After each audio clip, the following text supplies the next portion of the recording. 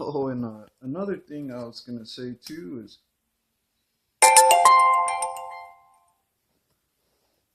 do y'all have any tips on possibly things that y'all like to add to y'all's pipe tobacco? I've heard of people using rum and molasses and brown sugar. Heard of honey. Um, Heard of people adding cocoa powder. I don't know. Just kind of wondering, what y'all like to do, to make an aromatic. And this stuff has a natural aromatic smell to it anyway. And I was just considering maybe putting a little bit of honey on it because I was doing some research and they said that possibly sugar could help the burning qualities of the tobacco. I don't know if you noticed or not, but I have to keep relighting my pipe, which I don't mind. I don't really smoke that much anyway, but um, if you have any tips on that or, the burning qualities and helping it stay lit inside the bowl. I know a lot of people make the Cavendishes. I think I pronounced that right. Um, and I believe that they're made with steam, and I think that's supposed to mellow it out quite a bit too. But I don't know how it would help, the burning qualities. And if you have any tips or pointers or anything that you would like to, point out to me, maybe help me out with, I think that'd be really cool. And I would enjoy y'all's input. I would enjoy, what y'all have to tell me. If there's anything negative that you feel like I'm doing wrong with, my kind of logs of tobacco, it's sort of like the Perique style because it's, all oils are held in and the pressure from me wrapping it up makes the oils come out. I could tell a huge difference. Like I have this jar. Um, this is a different tobacco here, but I have a jar full of Havana,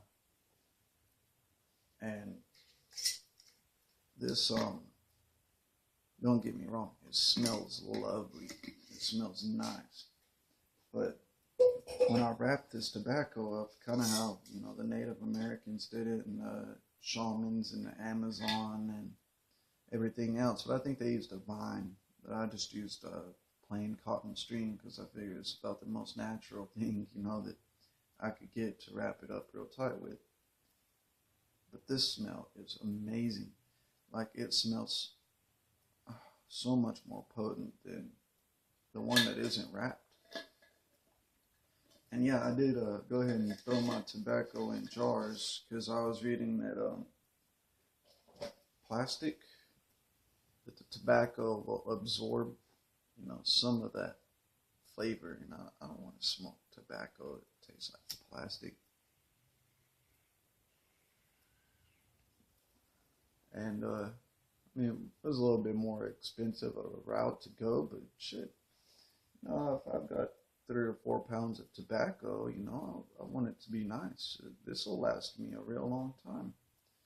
But please just give me your input, and give me a little bit of advice if you have it. I know that there's a lot of people out there, and especially older people, than I am. I'm a young guy. I'm 25. And I really like being around older people because they're so knowledgeable. I mean, they've been here so much longer than me. And I know one thing that I saw on YouTube or read or something is, a lot of the old timers, they recommend a 1 year cure, minimum. And this is going, I think, let me see. I harvested it last October, so October to November, to December, January, February, March. 7 months now, which is pretty close to a year. But this has actually got to something to where it is nice. And it was completely worth the wait. It was worth every single second that I put into this. And it wasn't hard to grow. I mean, it was going out there and watering it every couple of days. The hard part, is getting them started. Because, I water them twice a day.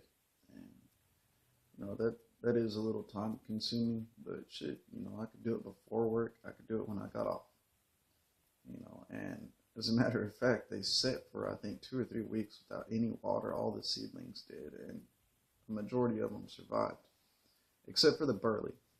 I only ended up with one nice burley plant, and it's really good. But for my taste, it's a little bit too mellow. I kind of like something that has a kick. Like if I'm gonna smoke a tobacco, I want an effect off of it. It's another thing, you know, after the first cigarette you smoke, you don't ever get a buzz again. But with this homegrown tobacco, I mean, it's like instant relaxation. All my muscles just go to ease, and especially that sacred tobacco. That stuff is potent. I get like a real bad neck ache and tension back here. It kind of shoots up my head, and I can, you know, take a couple puffs off that little tiny tobacco pipe with that real strong shamanic, the sacred Hopi dwarf tobacco, and it goes away completely. And I got to doing some research, and the Native Americans used it as a muscle relaxant and for tension headaches and eczema. And I've even kind of been treating my eczema with tobacco. And basically what I did was I got some vegetable glycerin, and I put 2 different kinds in it. It's supposed to be shamanic tobacco, but it's Nicotiana tobacco. It's Mapacho. It's not the Rustica. I took that tobacco and I mixed it with Havana and put it inside of a jar with vegetable glycerin and water at the bottom of a slow cooker, and put foil over the lid of the jar, and I let it set. I think it was over 24 hours. I don't think I let it quite sit long enough, but I can vape it too. And it's just basically a flavor. It doesn't really have the nicotine in it. But I'll mix it with that, it's an Aveeno oat lotion. And it helps. I mean, it does something different that Aveeno didn't. And, you know, there's no cure for eczema. But it's really nice to not wake up and have my hands burning from it, you know. And, I think that tobacco has medicinal properties, and I think it's kind of been demonized, but it's not the actual tobacco itself that's causing all the health problems in people. It's all the chemicals, you know. It's kind of nice, you know, to be able to get close to a girl or kiss her or whatever, and not be told that I stink like cigarettes and that I smell good. I mean, like, girls love the way that my room smells and love the way that tobacco smells, and, you know, they like aromatic pipe tobaccos. Every girl that I've ever met like that. And a lot of guys, you know, they really like the smell of it.